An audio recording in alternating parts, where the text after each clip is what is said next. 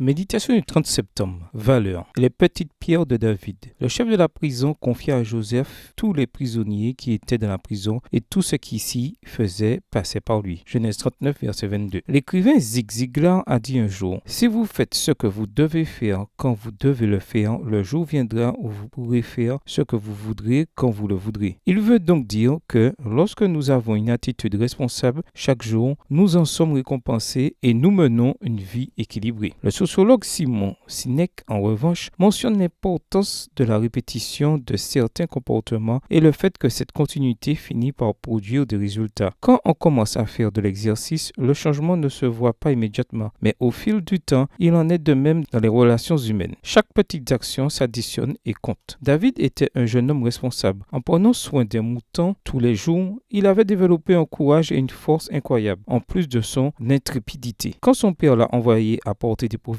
à ses frères, il a fait son devoir. L'une des leçons les plus importantes que nous pouvons tirer de son histoire est qu'il a non seulement rempli la tâche qui lui avait été confiée, mais qu'il a fait plus, cette fois-ci en raison de sa responsabilité devant Dieu. Eliab, son frère aîné, l'a qualifié d'insolent et de malicieux. Saül, face à son initiative, l'a qualifié de très jeune et d'inexpérimenté. Goliath, le voyant prêt à se battre, s'est moqué de lui et l'a menacé. Lorsque nous voulons agir de manière responsable, nous pouvons rencontrer une grande opposition de la part de nos familles, des autorités et de nos ennemis. Cela n'a pas empêché David d'atteindre son objectif et de se préparer consciencieusement pour son défi. À quoi pensait-il pendant qu'il choisissait chacune des 5 pierres? Ne pensait-il pas qu'une seule serait suffisante? Plus que méfiant, David était prudent, généralement une autre caractéristique des personnes responsables. À Gath, il y avait d'autres géants auxquels David et ses officiers se confronteraient plus tard. 2 Samuel 21, les versets 15 à 22. Dans un livre de méditation, j'ai lu que David avait peut-être rassemblé assez de pierres pour faire face à chacun d'entre eux. Nous ne savons pas vraiment, mais nous savons que ce jeune homme a remporté la victoire au nom de l'Éternel des armées. Aujourd'hui, tu as peut-être la responsabilité d'apporter des provisions à tes frères, mais Dieu t'invite aussi à affronter un géant. Agis de manière responsable en lui tenant la main et ton obéissance et ta victoire seront doubles. Bonne journée à toi et que le Seigneur te bénisse.